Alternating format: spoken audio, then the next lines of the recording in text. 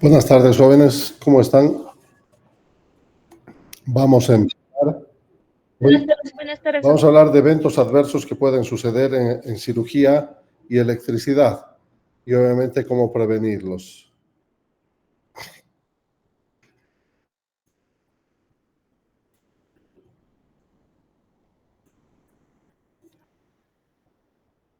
Empezamos. Bienvenido al módulo 2.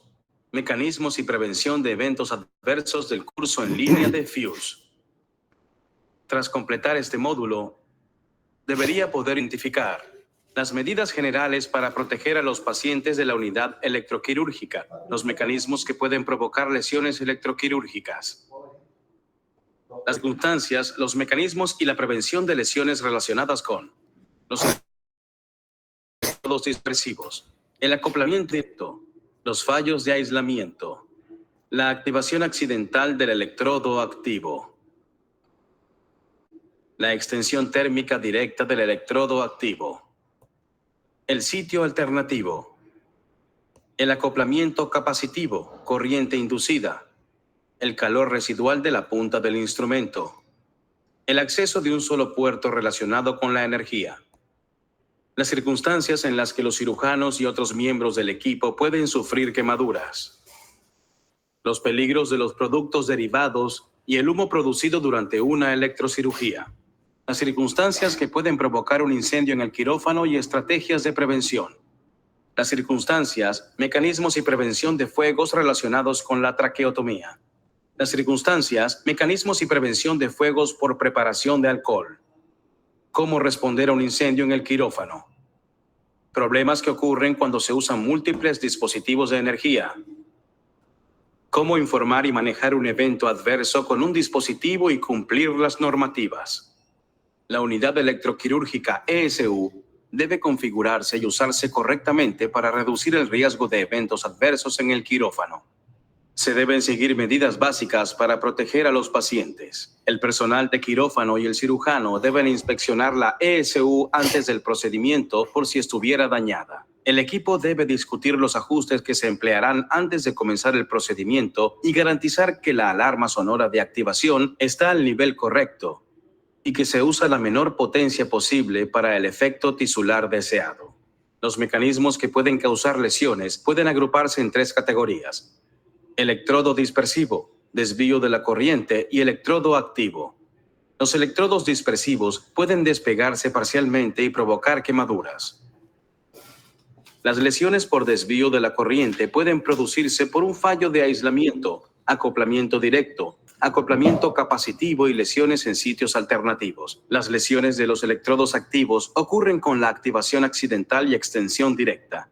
Esta diapositiva muestra el acoplamiento directo intencionado y accidental.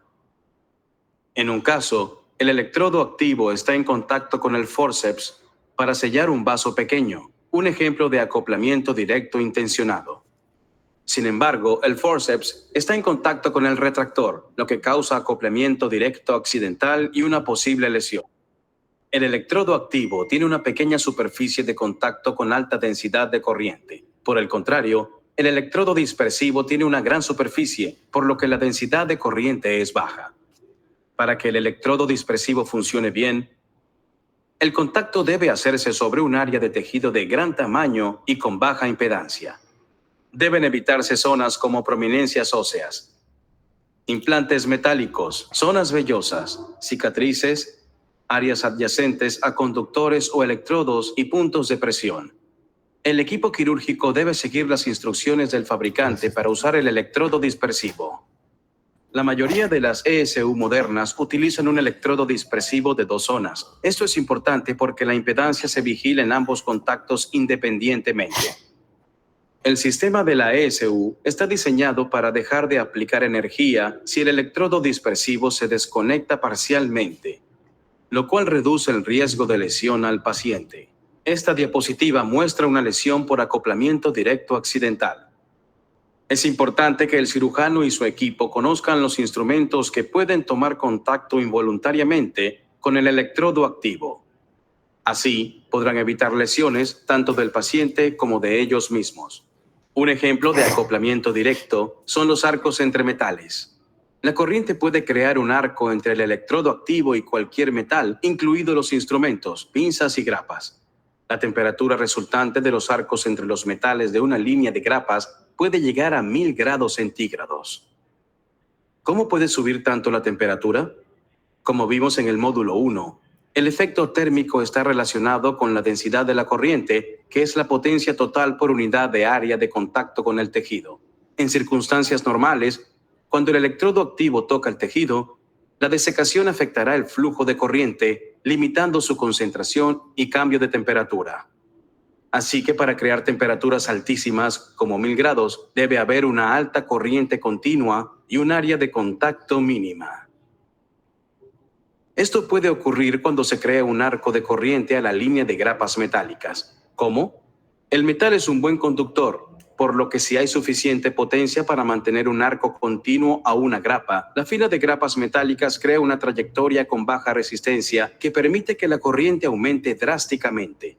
Esta situación puede darse cuando el cirujano fulgura un pequeño sangrado en una línea de grapas, así que tenga cuidado. Con un arco continuo entre el electrodo activo y la grapa, el área de tejido en contacto con la corriente es lo más pequeña posible, solo del tamaño de la diminuta grapa. Se puede generar suficiente calor en la trayectoria para derretir la grapa expuesta, lo que ocurre a 1000 grados centígrados, y el calor se transfiere al tejido adyacente, lo que se conoce como anastomosis. Aquí vemos al cirujano activando el electrodo cercano a una grapa y un arco de corriente hacia ella. El calor es tal que la grapa se derrite. También hay burbujas en el tejido adyacente a medida que aumenta la temperatura local. La moraleja es que debe tenerse mucho cuidado con las fuentes de energía cercanas a pinzas y grapas metálicas.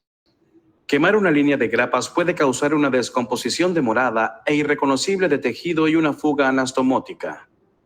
Los fallos en el aislamiento, es decir, la pérdida de aislamiento en torno al instrumento, pueden causar lesiones durante los procedimientos laparoscópicos. La densidad de la corriente eléctrica es mayor cuanto más pequeño sea el defecto, porque la energía se escapa por un área muy reducida. Esto resulta en la transmisión de energía eléctrica a cualquier tejido o estructura que entre en contacto con el defecto, como se ve en el diagrama. Las pérdidas de aislamiento a menudo son visibles a simple vista, incluso si se inspeccionan detenidamente. Por ello, existen sistemas de monitoreo de electrodos activos que detectan las pérdidas de aislamiento y pueden ser muy útiles a la hora de identificar pérdidas que no resulten evidentes. Todos los instrumentos electroquirúrgicos aislados deben someterse regularmente a inspecciones activas para detectar pérdidas de aislamiento. En laparoscopia, la longitud del instrumento se mantiene fuera del campo de vista, como se muestra aquí. Los defectos de aislamiento son un problema común con los instrumentos laparoscópicos. Si estos no son visibles, puede transmitirse el 100% de la corriente al intestino fuera del alcance de la vista. Este electrodo tiene un defecto de aislamiento y se puede ver la quemadura del tejido no diana. La activación accidental que pasa inadvertida puede provocar lesiones. El electrodo activo debe guardarse en su funda cuando no esté en uso. También se debe tener especial cuidado cuando el electrodo activo no está a la vista, especialmente en procedimientos laparoscópicos y cuando se usan dos unidades electroquirúrgicas. Puede producirse una lesión por extensión térmica directa cuando una estructura está pegada o próxima a otra y se adhieren. Algunas zonas del tubo digestivo, como el duodeno, los conductos hepáticos y las arterias, son especialmente susceptibles. Las lesiones en sitios alternativos son otro tipo de desvío de la corriente. Es importante que el paciente no esté en contacto con ningún objeto metálico, como estribos o soportes de la mesa. Además, las quemaduras en sitios alternativos producidas en dispositivos de monitoreo del paciente, como los contactos de los ECG o los monitores de potencial evocado nervioso, se deben al acoplamiento de la antena. Una antena se define como una pieza metálica de un equipo que puede emitir o recibir ondas electromagnéticas. El acoplamiento de la antena en quirófano describe el fenómeno por el que el cable que va al electrodo activo libera energía al aire, y esta es capturada o acoplada por cables activos no eléctricos que están paralelos y próximos al cable del electrodo activo, pero sin tocarlo. Desde el punto de vista clínico, esto es importante porque los cables activos no eléctricos capturan energía que puede provocar quemaduras accidentales. El acoplamiento capacitivo es la carga eléctrica almacenada cuando dos conductores están separados por un aislante. La corriente con acoplamiento capacitivo se produce porque el campo electromagnético que rodea a un conductor, un electrodo activo aislado, induce una corriente en otro conductor próximo, como por ejemplo el laparoscopio, la cánula, etc. La carga se almacena en un condensador hasta que el generador se desactiva o se completa el circuito. Este tipo de acoplamiento es mucho menos probable en instrumentos bipolares. El acoplamiento capacitivo es un fenómeno que ocurre debido al campo eléctrico que rodea un electrodo activo. Fíjese en que la luz fluorescente se prende cuando el electrodo se activa en modo de coagulación como resultado del campo eléctrico que rodea el electrodo. Ahora, fíjese en que la luz se apaga cuando el electrodo toca el tejido. Esto se debe a que el campo eléctrico o voltaje no es tan fuerte cuando se completa el circuito. Vea la diferencia en la luz cuando se activa el corte.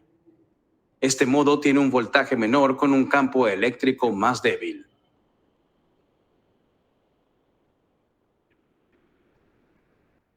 En esta demostración, se activa el electrodo de 10 milímetros a 50 vatios en coagulación de circuito abierto con la mano derecha. El cirujano tiene un bisturí en la izquierda. La corriente con acoplamiento capacitivo recorre la mano con el guante, el cuerpo del cirujano y llega al bisturí. De nuevo, si el electrodo toca el tejido y completa el circuito, la corriente con acoplamiento capacitivo se reduce considerablemente. ¿Puede el paciente sufrir daños por acoplamiento capacitivo? Sí, si se dan dos situaciones. En primer lugar, tiene que haber suficiente corriente directa por capacitancia y luego esta debe concentrarse o tener una densidad de potencia alta. Ahora veremos distintas situaciones clínicas posibles en la laparoscopia. Los electrodos suelen introducirse en el abdomen mediante cánulas de 5 o 10 milímetros. Aquí vemos una quemadura por acoplamiento capacitivo debido a la cánula de 5 milímetros con solo 20 vatios de potencia. La corriente directa puede parecer peligrosa y sin duda puede causar lesiones cuando se concentra. Sin embargo, la misma corriente distribuida en un área mayor por un breve periodo no cambia la temperatura tisular. Con una densidad de potencia más baja no se produce un cambio en temperatura. Sin embargo, con una alta densidad de potencia se produce una quemadura. Las cánulas con una combinación de plástico y metal pueden dar lugar a una concentración inadvertida de la corriente con acoplamiento capacitivo. La cánula híbrida se inserta a través de la pared abdominal, que queda aislada por el plástico. La corriente con acoplamiento capacitivo puede concentrarse en el colon transverso o en la pared abdominal y no ser visible con el laparoscopio. La cánula totalmente metálica es más segura que la híbrida. No podemos demostrar los arcos de corriente activos del acoplamiento capacitivo a nivel del colon porque la corriente se disipa en la pared abdominal.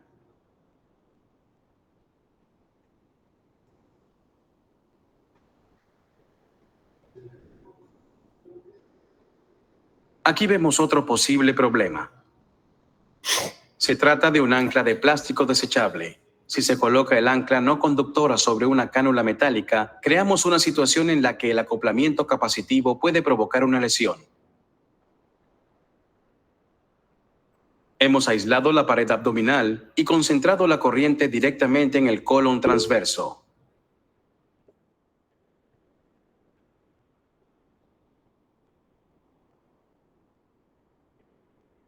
Los factores que aumentan el riesgo de acoplamiento capacitivo incluyen alto voltaje con la onda de coagulación, relación entre el electrodo y el diámetro de la cánula laparoscópica. El riesgo es mayor con puertos de 5 milímetros que de 11 milímetros. Abierta del sistema, es decir, el electrodo no está en contacto con el tejido, lo que aumenta el voltaje. Activación en tejido previamente desecado, debido a la alta resistencia al flujo de corriente. Activación prolongada del electrodo activo. Las activaciones del electrodo activo deben ser breves e intermitentes. Las recomendaciones de tiempo de encendido apagado pueden variar según el fabricante de la ESU y los accesorios. Una recomendación es 25% encendido y 75% apagado. Si se activa el electrodo activo durante 2 segundos, debería apagarse los siguientes 6 segundos.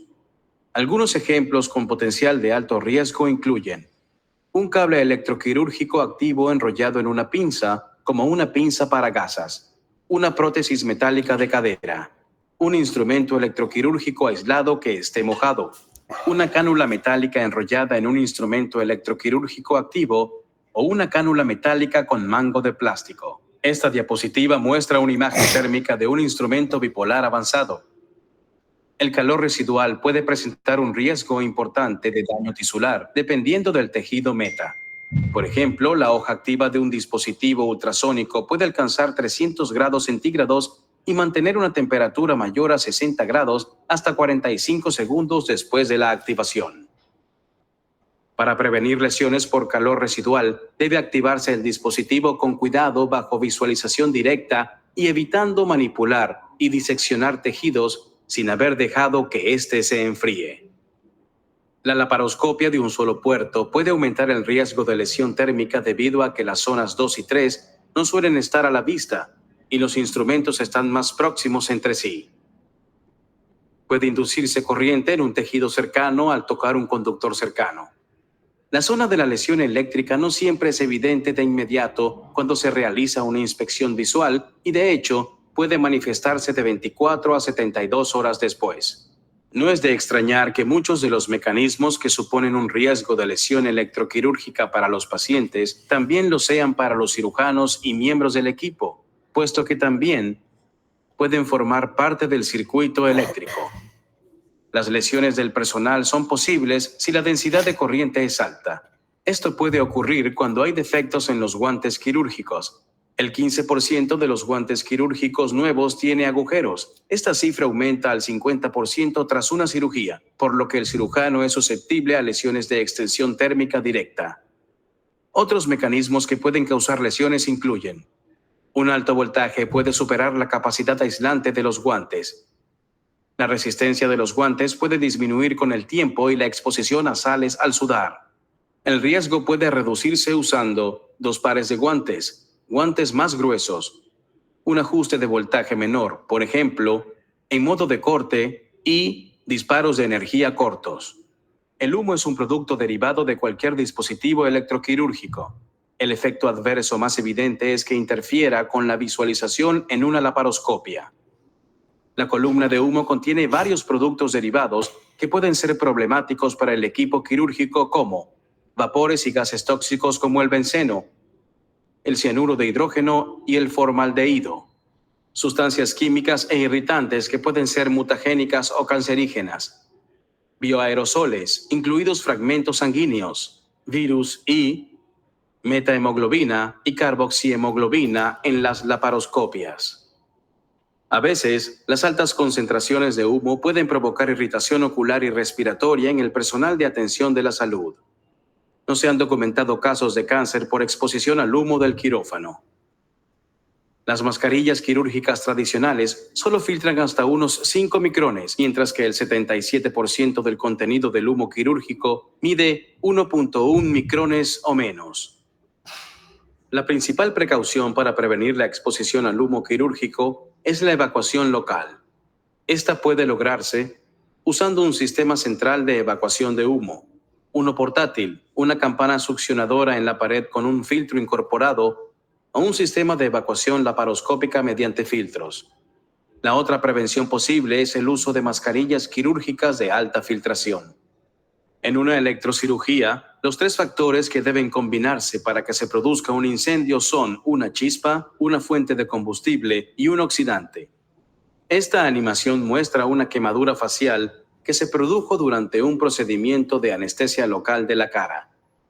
Los factores de esta animación que favorecen incendios son: el efecto de espacio cerrado causado por los paños que crean un espacio rico en oxígeno en la cara del paciente, la oportunidad de que el oxígeno se fugue bajo el paño quirúrgico, el uso del modo de coagulación con mayor voltaje en lugar del modo de corte durante la coagulación coactiva del vaso que está sangrando, un ajuste de potencia de la ESU innecesariamente alto, la activación de la ESU antes de tocar el forceps, lo que creó una chispa. Todos estos factores pueden reducirse o eliminarse para crear un entorno quirúrgico más seguro. Todos los miembros del equipo quirúrgico deben permanecer atentos para identificar los factores que contribuyen al riesgo de incendio y corregirlos. Se pueden tomar precauciones simples para ayudar a prevenir incendios quirúrgicos. Reduzca el uso de oxígeno en procedimientos de cabeza y cuello. Por ejemplo, evite usar una mascarilla o cánula. Sea consciente del mayor contenido de oxígeno bajo los paños, especialmente en procedimientos de cabeza y cuello. Durante una traqueostomía, utilice instrumentos fríos para acceder a la vía aérea. No aplique los paños hasta que se hayan secado los materiales inflamables y se hayan disipado los vapores. Limpie los agentes de los preparativos que se viertan o acumulen. Conecte el cable de la luz de fibra óptica antes de activar la fuente. Aísle el campo quirúrgico de la fuente de oxígeno. ¿Se cortó? Sí, doctor. Vamos a retornar hasta aquí en la quemadura en cara. Acá. Ahí vamos a volver.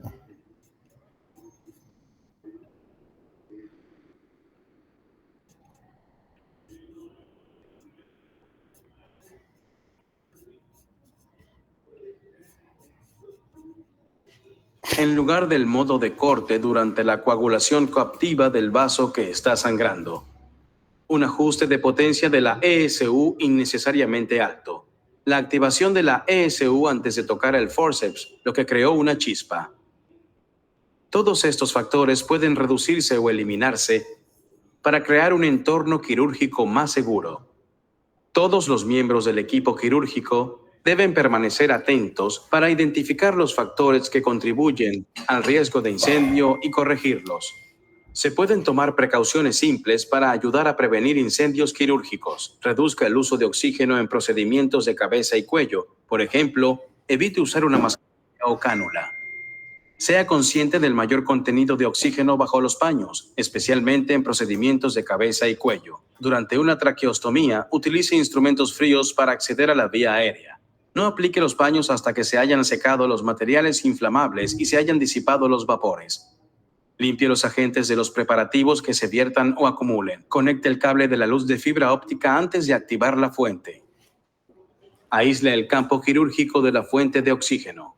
En caso de humo extremo o incendio, el equipo debe seguir los pasos del acrónimo RACE. Rescatar. Procure rescatar al paciente del fuego y del quirófano. Alertar.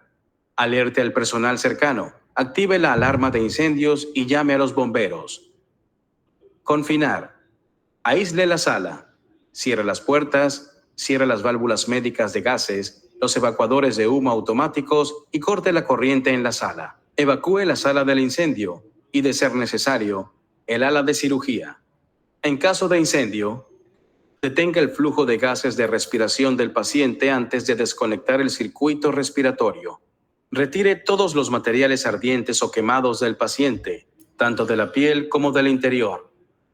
Extinga el fuego de los materiales ardientes. Rara vez se necesita usar extintores de incendios de dióxido de carbono. Active la alarma de incendios en cualquier circunstancia. Avise al administrador para que active el protocolo de incendios y maneje los riesgos. Reúna todos los materiales implicados en el incendio, como paños, mascarilla, tubos, ESU, etc.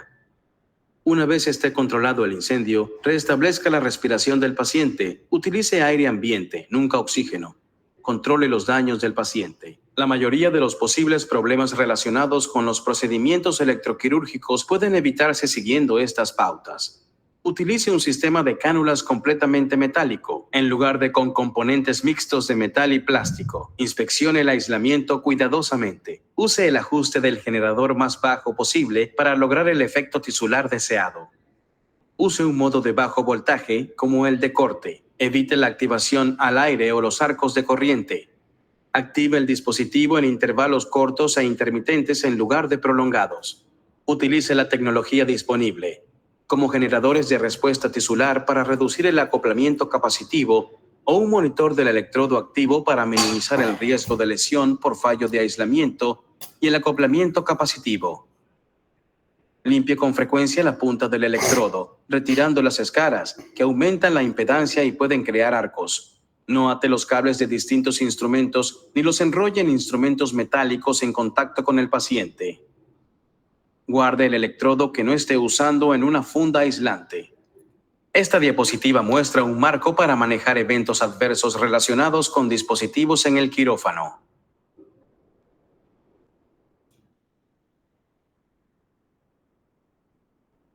Bien. Realmente un muy buen refresco. Yo esta presentación no la había visto hace un año y es bueno, muy bueno refrescar la memoria porque uno se olvida muchas cosas. Y esto se fijan la cantidad de información que tiene que manejar el cirujano para cuidar al paciente y a su equipo en relación al uso del bisturí monopolar o bipolar. Y no es raro, ustedes van a ver en quirófano cuando el cirujano está operando y desconoce la capacidad de conducción eléctrica de los tejidos, y sabemos que la grasa es un pésimo conductor, y les aumenta la intensidad. Y el trato, o sea, el asunto no es aumentar la intensidad del generador del electroquirúrgico, sino es manejar muy bien los instrumentos, evitando acoplamientos o zonas de contacto entre las pinzas, donde pueden pasar desapercibidos quemaduras de intestino, de estómago, durante los procedimientos en la parte superior del abdomen. Un capítulo muy interesante. Es el segundo. Vamos a ver mañana ahora vamos a evaluar. Dispositivos monopolares, que tiene 8 minutos, y dispositivos bipolares, que tiene 6 minutos. Después radiofrecuencia en tejidos, dispositivos endoscópicos no, dispositivos de energía ultrasónica, vamos a ver, 5 minutos. Esos tres es lo nuevo, los dispositivos ultrasónicos. Vamos a ver eso mañana. Esto, energía por microondas no. Entonces vamos a ver monopolares, bipolares y los ultrasónicos. Y con eso estaríamos concluyendo mañana con la energía y cirugía jóvenes. Así que nos vemos mañana a las 6. Que les vaya muy bien. Chao, chao. Gracias, doctor. Hasta mañana. A ustedes. Chao.